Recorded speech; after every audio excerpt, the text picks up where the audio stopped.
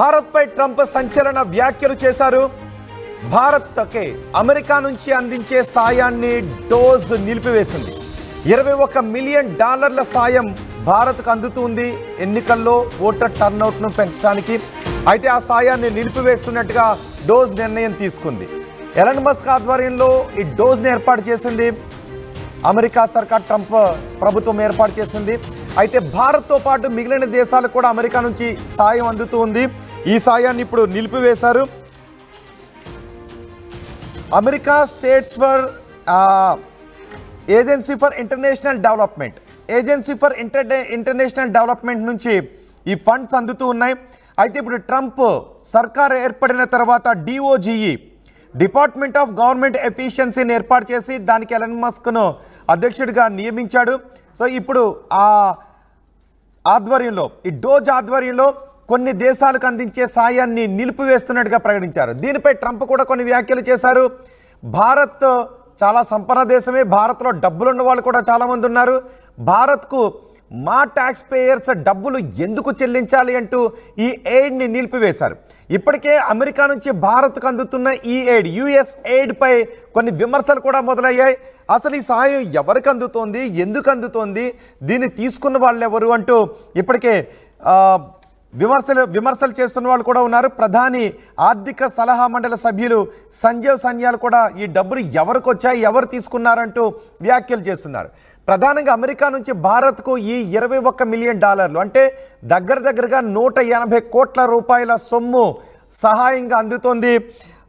Agency for international development నుంచి, American states agency for international development నుంచి United States agency for international development నుంచి ఈ 180 కోట్ల రూపాయల సాయాన్ని అందిస్తున్నారు. ఇది భారతదేశంలో ఓటర్ టర్నౌట్ను పెంచడానికి, భారతదేశంలో ఎన్నికల సమయాల్లో ఓటర్ టర్నౌట్ను పెంచడానికి అమెరికా చేస్తున్న సాయం, భారత్కు అమెరికా చేస్తున్న సాయంగా దీన్ని చెప్తున్నారు. ఇది భారత్తో పాటు బంగ్లాదేశ్, మరికొన్ని దేశాలకు కూడా అందిస్తూ ఉన్నారు. ఈ సాయాన్ని ఇప్పుడు డోజ్ నిలిపివేసింది. అయితే డోజ్ నిలిపివేయటం విషయంతో పాటు అసలు భారత ఎన్నికల విధానంలో అమెరికా ఎందుకు సాయం చేస్తోంది ఇంత పెద్ద మొత్తంలో అంటూ పెద్ద ఎత్తున ఇప్పుడు చర్చ కూడా జరుగుతుంది. భారత్కు $21 మిలియన్ సాయాన్ని ఎందుకు ఇవ్వాలి అంటూ ట్రంప్ ప్రశ్నిస్తున్నారు. ఇండియా దగ్గరే చాలా డబ్బులున్నాయి, నాకు మోదీ అంటే ఇష్టం, భారత్ అంటే కూడా ఇష్టం, కానీ అమెరికాపై భారత్ భారీగా పన్నులు వేస్తోంది. అమెరికాలోకి దిగుమతి అయ్యే వాహనాలపై మేము కూడా ఇప్పుడు సుంకాలు విధిస్తామని చెప్తున్నారు. అమెరికా భారత్ నుంచి దిగుమతి చేసుకునే వాహనాలపై ఏప్రిల్ 2వ తారీఖు నుంచి 25% సుంకాన్ని విధిస్తామని ట్రంప్ చెప్తున్నారు. అమెరికా నుంచి భారత్ దిగుమతి చేసుకునే వస్తువులపై భారత్ భారీగా సుంకాలు విధిస్తోంది. అలాంటి సమయంలో మా ట్యాక్స్ పేయర్ సొమ్మును భారత్లో ఏదైనా డెవలప్మెంట్ కార్యక్రమం కోసం మేమెందుకు ఇవ్వాలి అంటూ డోస్ తీసుకున్న నిర్ణయాన్ని ట్రంప్ సమర్థిస్తూ ఆయన వ్యాఖ్యలు చేశారు. సో $21 మిలియన్ అంటే దగ్గరగా 180 కోట్ల రూపాయలు భారత్కి అమెరికా సాయాన్ని అందిస్తోంది. ఇది ఎన్నికల్లో ఓటర్ టర్నౌట్ని పెంచడానికి అమెరికా నుంచి సాయం ఎందుకు తీసుకోవాలి అంటూ కొన్ని విమర్శలు కూడా వస్తున్నాయి. సంజీవ్ సన్యాల్ అంటూ ఉన్నారు, అసలు ఈ సొమ్ము ఎవరికి అందుతోంది, ఎందుకు అందింది, ఎలా అందింది అనే విషయం గురించి కూడా ఆయన కొంచెం ఆశ్చర్యాన్ని వ్యక్తం చేసినట్టుగా ట్వీట్ కూడా చేశారు. ఇప్పుడు దీనిపైన పెద్ద ఎత్తున చర్చ జరుగుతోంది. అమెరికా సాయాన్ని నిలిపివేయడం పైన, భారత్ అలాంటి సాయాన్ని తీసుకోవడం పైన, ఎన్నికల్లో ఓటర్ టర్నౌట్ను పెంచడానికి అమెరికా నుంచి 180 కోట్ల రూపాయలు సాయం తీసుకోవాల్సిన పరిస్థితి పైన ఇప్పుడు పెద్ద ఎత్తున చర్చ జరుగుతోంది. దీనిపై మాట్లాడటానికి మరికొద్దిసేపట్లో ఒకసారి కోటేశ్వరరావు గారితో కూడా మాట్లాడదాం, సీనియర్ అనలిస్ట్తో. మా ప్రతినిధి మనోజ్ కూడా ఉన్నారు పూర్తి సమాచారం అందించడానికి. మనోజ్తో మాట్లాడే ముందు ఒకసారి ట్రంప్ ఏం మాట్లాడారో చూద్దాం. We're giving $21 million to India. They got a lot of money. They're one of the highest taxing countries in the world in terms of us. We can hardly get in there because their tariffs are so high. I have a lot of respect for India. I have a lot of respect for the Prime Minister. He just left, as you know, 2 days ago. But we're giving $21 million for voter turnout. It's voter turnout in India. What about like voter turnout here? Oh, we've done that, I guess. We did 500 million, didn't we? It's called the lockboxes. Well, why are we giving 21 million? America తీసుకున్న ఈ dose తీసుకునే నిర్ణయాన్ని Trump సమర్థిస్తున్నారు. భారత్లో చాలా డబ్బులు ఉన్నాయి, పైగా మా వస్తువులపై ఎక్కువగా సుంకాలు వేస్తున్నారు, మేము ఇప్పుడు భారత్కి ఎందుకు ఇవ్వాలి అంటూ. అటు డోజ్ ఏర్పాటుపైన కూడా అమెరికాలో కొంతమంది న్యాయస్థానాల్లో కూడా వేశారు. అసలు డోజ్ ఏర్పాటు అనేది రాజ్యాంగ విరుద్ధం అంటూ కొంతమంది కోర్టులో పిటిషన్స్ కూడా వేశారు. ఇలా డోజ్ కూడా ఇలాంటి నిర్ణయాలు తీసుకుంది. భారత్కి అందించే $21 మిలియన్ సాయం, అది కూడా ఎన్నికల్లో ఓటర్ టర్నౌట్ని పెంచడానికి అమెరికా అందిస్తున్న సాయాన్ని నిలిపివేస్తూ నిర్ణయం తీసుకుంది. దాన్ని ట్రంప్ సమర్థిస్తూ ఉన్నారు. ఇప్పుడు బీజేపీ నేతలు కూడా రియాక్ట్ అవుతున్నారు. ప్రధాన ఆర్థిక సలహా మండలి సభ్యులు సంజీవ్ సన్యాల్ అంటున్నారు, అలాగే అమిత్ మాలవీయ కూడా వ్యాఖ్యలు చేస్తున్నారు. అసలు ఈ డబ్బులు ఎలా వస్తున్నాయి, ఎక్కడి నుంచి వస్తున్నాయి, ఎందుకు ఇచ్చారు, కొంత ఆశ్చర్యాన్ని వ్యక్తం చేసినట్టుగా మాట్లాడుతున్నారు. దీనిపై పూర్తి సమాచారం మా ప్రతినిధి మనోజ్ అందిస్తారు. మనోజ్, ఏంటి అసలు $21 మిలియన్ భారత్లో ఓటర్ టర్నౌట్ని పెంచడానికి అమెరికా ఇవ్వటం ఏంటి, ఇప్పుడు నిలిపివేయటం, దాన్ని ట్రంప్ సమర్థించడం, అసలు ఏంటిది ఈ సాయం ఇప్పుడు నిలిపివేయటం? రైట్ రోహిత్, సో బేసిక్ గా దీని గురించి డీటెయిల్ గా మాట్లాడుకునే ముందు అమెరికా అధ్యక్షుడిగా డొనాల్డ్ ట్రంప్ ఎన్నికైన నాటి నుంచి కూడా ఆయన తీసుకున్న నిర్ణయం ప్రపంచ దేశాలపైన ఎఫెక్ట్ చూపిస్తుంది. అక్కడ పొలిటికల్ సినారియోని కూడా కొంత మార్చే ప్రయత్నం చేస్తోంది. సో ఈ గవర్నమెంట్ వచ్చిన తర్వాత డోజ్ అనేది ప్రత్యేక దాన్ని ఒక ఏర్పాటు చేశారు. ఇంతకీ డోజ్ అంటే ఏంటంటే ప్రభుత్వ పరంగా ఉన్నటువంటి ఒక సలహాదారు సంస్థగా అనుకోవచ్చు. దానికి అధ్యక్షుడిగా ఎలాన్ మస్క్ నియమించారు. సో దీని తర్వాత కొన్ని సంచలన నిర్ణయాలు మనం దీని గురించి మాట్లాడుకుని డీటెయిల్ గా ఫస్ట్ డోజ్ తీసుకున్న నిర్ణయాలు ఒక్కోటి ఏ రకంగా ప్రపంచ దేశాలపైన ఎఫెక్ట్ చూపిస్తున్నాయి అంటే, ఫస్ట్లీ అమెరికా ఫస్ట్ నినాదంతో ట్రంప్ ఎన్నికల్లో వెళ్లారు. ఆ రకంగానే ఇప్పుడు నిర్ణయాలు తీసుకుంటున్నారు. డోజ్ వచ్చి రాగానే ఫస్ట్ తీసుకున్న ఇనిషియల్ నిర్ణయం ఏంటంటే ఇంటర్నేషనల్ కస్టమ్స్ డిపార్ట్మెంట్ ని అందరినీ కూడా అలర్ట్ చేసి తమ వారు ఎవరైనా అక్రమంగా ఇక్కడ ఉంటే డెఫినెట్ గా వారందరినీ పంపించేస్తామని చెప్పి కాళ్లకు చేతులకు సంఖ్యలు వేసి మరి తిరిగి పంపించడం చూస్తున్నాము. ఆ తర్వాత అంటే విదేశాల్లో కూడా ఓన్లీ కేవలం ఇండియా పైనే కాదు ప్రపంచ దేశాలపైన చాలా భారం పడుతోంది. ఆ తర్వాత ఉద్యోగస్తులను కూడా ప్రభుత్వ ఉద్యోగస్తులుగా సుమారుగా అమెరికాలో 23 లక్షల మంది ఉంటే దాంట్లో 90% మందికి నోటీసులు సర్వ్ చేసి మరి మీరందరూ కూడా ఇప్పుడు మీ విధులు వినియోగించుకోలేకపోతున్నాము, సో మీరందరూ రిజైన్ చేయండి అని చెప్పడంతో 20 లక్షల మంది ఉద్యోగాలు కోల్పోయారు. ఇప్పుడు తాజాగా డోజ్ మరొక సంచలన నిర్ణయం తీసుకుని దాంట్లో కేవలం ఇండియా మాత్రమే కాదు, ఇప్పటి వరకు అమెరికాలో ట్యాక్స్ పేయర్స్ ద్వారా $723 మిలియన్ అని విదేశాలకి వివిధ రూపాల్లో మన ఇండియాకైతే ఎన్నికల శాతం పెంచడం కోసం వస్తోంది.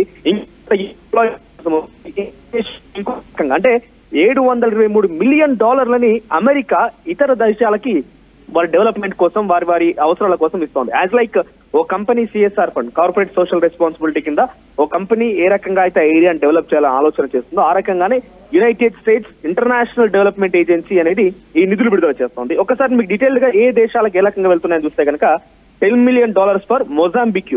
అక్కడ దేనికోసం అంటే మెడికల్ మేల్ సర్కంషన్ కోసం, అక్కడ ఆ దేశానికి ఈ యొక్క విషయం కోసం మెడికల్ మేల్ సర్కంషన్ కోసం. మనోజ్, మీరు కొద్దిసేపు అందుబాటులోనే ఉండండి. ఇదే విషయంపై మాట్లాడటానికి సీనియర్ అనలిస్ట్ కోటేశ్వరరావు గారు మనకు అందుబాటులో ఉన్నారు. కోటేశ్వరరావు గారు నమస్తే అండి.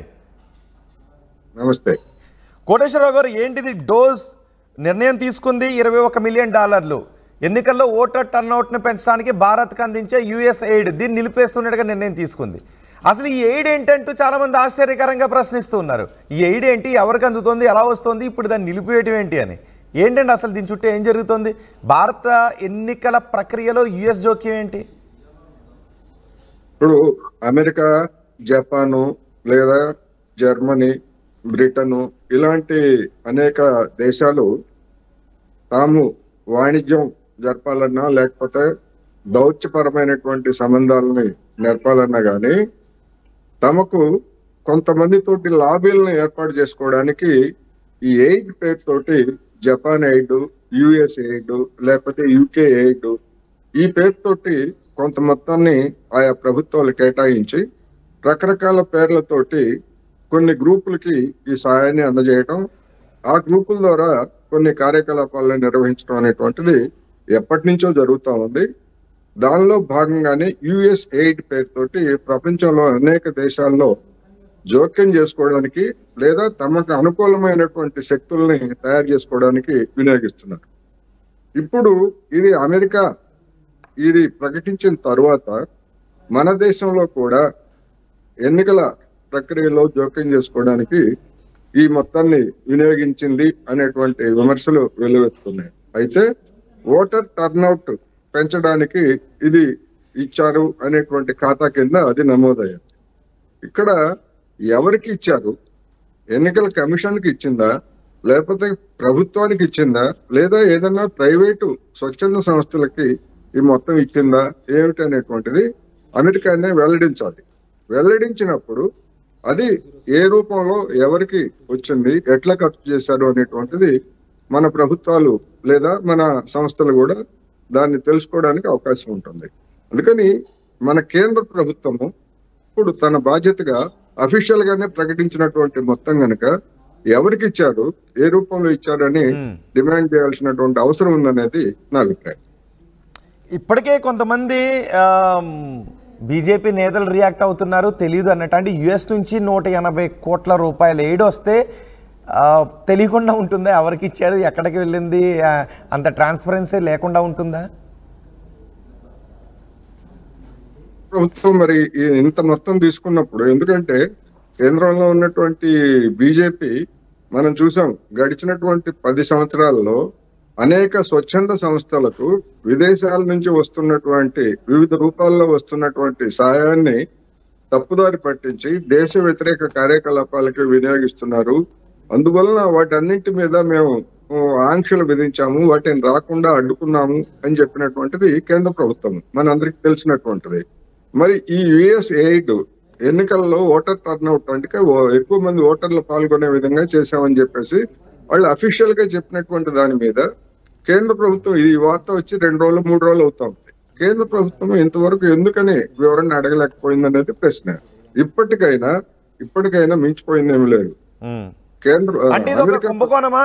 యుఎస్ఐడ్ అనేది ఒక స్కామా? స్కామ్ అంటే స్కామ్ కాదు. కొంతమంది అంటూ తన లాబీయిస్టుల్ని లేదా తనకు సంబంధించినటువంటి కొంతమంది ఏజెంట్లని, మనం పేరు ఏదైనా పెట్టుకోవచ్చు, అటువంటి వాళ్ళని తయారు చేసుకోవడానికి, వాళ్ళని నిర్వహించడానికి ఇలా రకరకాల పేర్లతోటి నిధులు ఇస్తారు. ఆ నిధులు నిజానికి అదే పర్పస్ కి ఖర్చు పెట్టారా లేదా అనేటువంటిది ఎవరికి తెలియదు.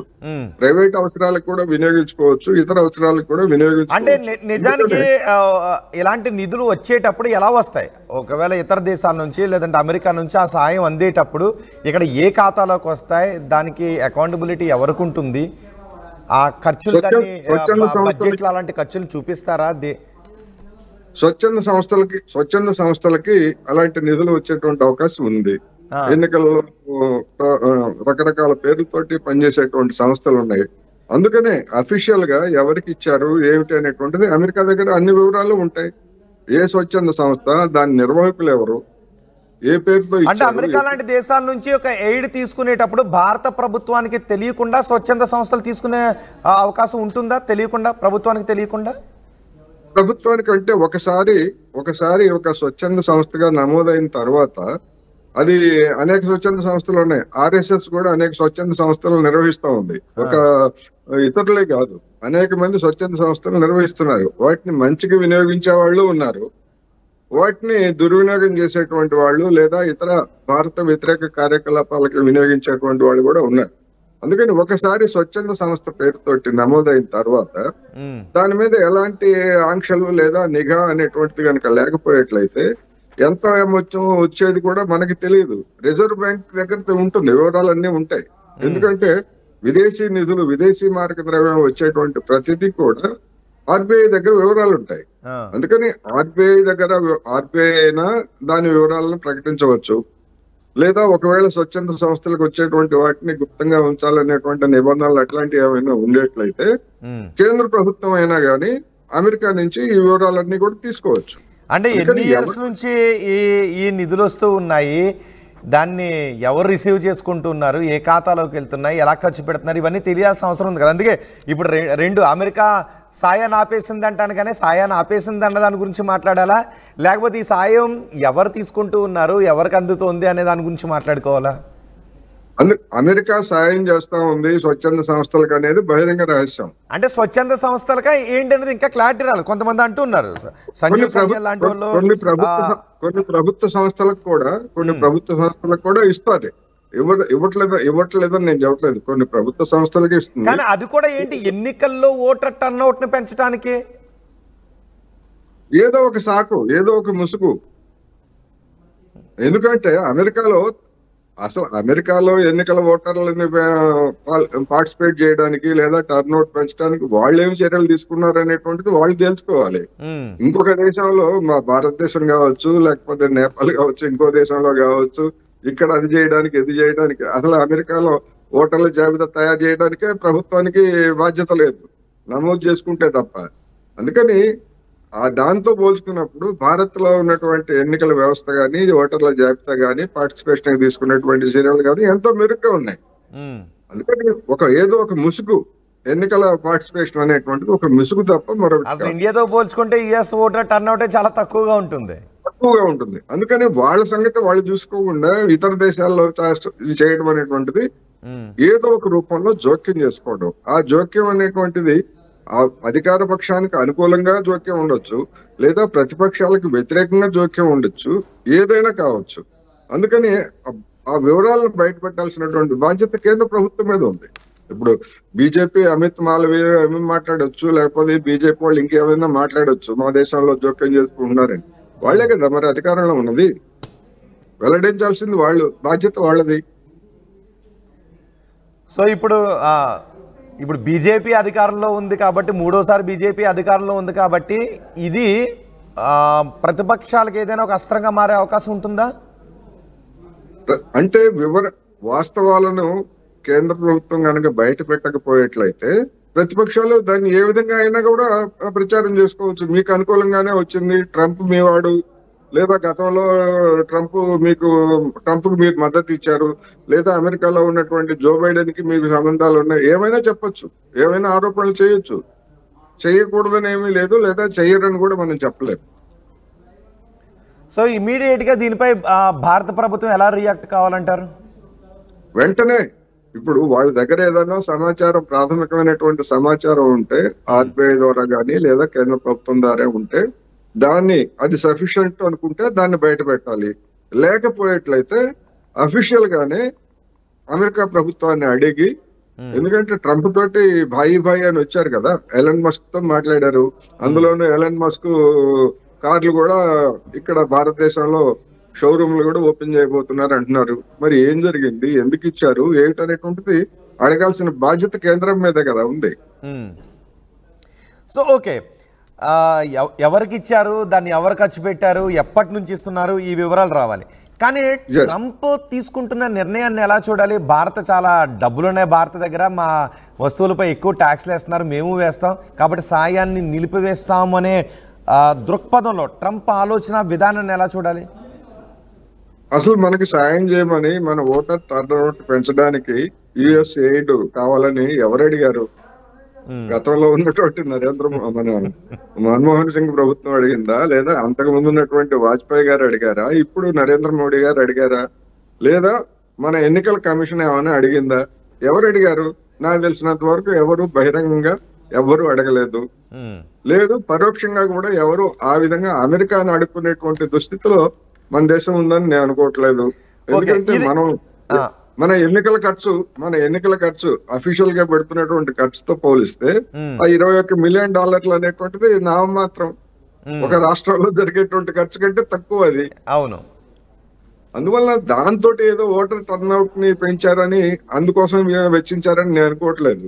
కొన్ని ఏజెన్సీలను మేపడానికి ఆ పేరుతో ఇచ్చారని మాత్రమే నేను గట్టిగా చెప్పదలుచుకున్నా. ఇప్పుడు ఆ ఏజెన్సీల పైన ఏదైనా చర్యలు తీసుకోవటానికి అవకాశం ఉంటుందా? డెఫినెట్ గా ఉంటుంది. ఎందుకంటే ఏదైనా ఫలానా ఇన్ని డాలర్లు మేము తీసుకున్నారు అంటే మీరు దేనికి ఖర్చు పెట్టారు, ఎట్లా ఖర్చు పెట్టారు అని ప్రశ్నించాల్సినటువంటి బాధ్యత ఎవరిది? కేంద్ర ప్రభుత్వందే కదా. డెఫినెట్ గా ఉంది, నిజాలు నిగ్గు తేల్చాలి. Right, thank you very much Koteswararao గారు. భారత్ పై ట్రంప్ సంచలన వ్యాఖ్యలు చేశారు. భారత్కు అందించే యుఎస్ ఎయిడ్ని నిలిపివేస్తున్నట్టుగా $21 మిలియన్ అంటే దగ్గరగా 180 కోట్ల రూపాయలు భారత్కి అమెరికా నుంచి అందించే సాయాన్ని నిలిపివేస్తున్నట్టుగా డోజ్ నిర్ణయం తీసుకుంది. దాన్ని ట్రంప్ సమర్థిస్తూ ఉన్నారు. అయితే ఈ $21 మిలియన్ సాయం భారత్కి ఎందుకు అందిస్తున్నారు అంటే, ఎన్నికల్లో ఓటర్ టర్న్అవుట్ని పెంచడానికి, భారతదేశంలో ఎన్నికల పోలింగ్ శాతాన్ని పెంచడానికి భారత్కు అమెరికా ఈ సాయాన్ని అందిస్తోంది అని చెప్తున్నారు. కానీ ఇప్పుడు ఒక్కసారిగా డోజీ నిర్ణయం తీసుకుంది అన్న వెంటనే ఆ సాయం ఆగిపోయింది అన్న దానికంటే ఈ సాయం భారత్లో ఎవరికి అందుతోంది, ఏ అకౌంట్లోకి డబ్బులు వస్తున్నాయి, దాన్ని ఎవరు ఎలా ఖర్చు పెడుతున్నారు అన్న దాని గురించి ప్రశ్నలు వస్తున్నాయి. ప్రధాని ఆర్థిక సలహా మండలి సభ్యులు సంజీవ్ సన్యాలు వ్యాఖ్యలు చేస్తున్నారు. బీజేపీ నేతలు కూడా కొంతమంది మాట్లాడుతూ ఉన్నారు. ఒక్కసారికి ఈ ఎన్నికల టర్నౌట్ని పెంచడానికి యుఎస్ మాకు సాయం చేస్తుందని ఆశ్చర్యకరంగా ప్రశ్నిస్తున్న సందర్భాలు చోటు చేసుకుంటూ ఉన్నాయి. సో ఈ నేపథ్యంలో కోటేశ్వరరావు గారు లాంటి అనలిస్టులు కూడా అడుగుతున్నారు, ఈ సాయం భారతదేశానికి ఎప్పటి నుంచి వస్తుంది, ఈ సాయం ఎన్నికల్లో ఓటర్ టర్నౌట్ని పెంచడానికి మాకు సాయం చేయండి అని అమెరికాను ఎవరు అడిగారు, ఎందుకు అడిగారు, దాన్ని ఎలా ఖర్చు పెట్టారనే వివరాలు ఇప్పుడు ప్రభుత్వం చెప్పాల్సిన అవసరం ఉంది. అలాగే అమెరికా కూడా ఆ డబ్బులను ఏ ఖాతాలోకి ఇచ్చారు, ఎవరికి ఇచ్చారు, భారత్లో ఆ డబ్బులను రిసీవ్ చేసుకున్న వాళ్ళు ఎవరు అనే విషయాలు కూడా అమెరికా కూడా చెప్పాల్సి ఉంది. అలాగే కేంద్ర ప్రభుత్వం కూడా చెప్పాల్సి ఉంది అని కోటేశ్వరరావు గారు కూడా అంటున్నారు.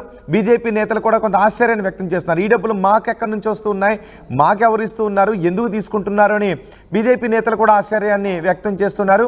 అదే సమయంలో సాయాన్ని నిలిపివేస్తున్నామని చెబుతూనే ట్రంప్ కొన్ని కీలక వ్యాఖ్యలు చేశారు. భారత్ మా వస్తువులపై ఎక్కువ సుంకాలు విధిస్తోంది, మా ట్యాక్స్ పేయర్స్ సొమ్ముని భారత్కు ఎందుకు ఇవ్వాలి అంటూ ట్రంప్ మాట్లాడారు. భారత్ అంటే నాకు ఇష్టమే, మోదీ అంటే నాకు ఇష్టమే, కానీ మా ట్యాక్స్ పేయర్ సొమ్ముని ఎందుకు ఇవ్వాలి, భారత్ మా వస్తువులపై ఎక్కువ సొమ్ముని ట్యాక్సులు వేస్తోంది. ఏప్రిల్ 2వ తారీఖు నుంచి భారత్ నుంచి అమెరికాకు ఎగుమతి అయ్యే వస్తువులపై మేము కూడా 25% సుంకాన్ని వేస్తామని చెప్తున్నారు. అమెరికాలోకి దిగుమతి అయ్యే వాహనాలపై 25% సుంకాన్ని వేస్తామని we can hardly get in there because their tariffs are so high. I have a lot of respect for India. I have a lot of respect for the Prime Minister. He just left, as you know, 2 days ago. But we're giving $21 million for voter turnout. It's voter turnout in India. What about, like, voter turnout here? Oh, we've done that, I guess. We did 500 million, didn't we? It's called the lockboxes. RTV app వార్తల్ని క్షణాల్లో చదివే అవకాశం ఉంటుంది. ఒక newspaper, ఒక television channel మీ చేతుల్లో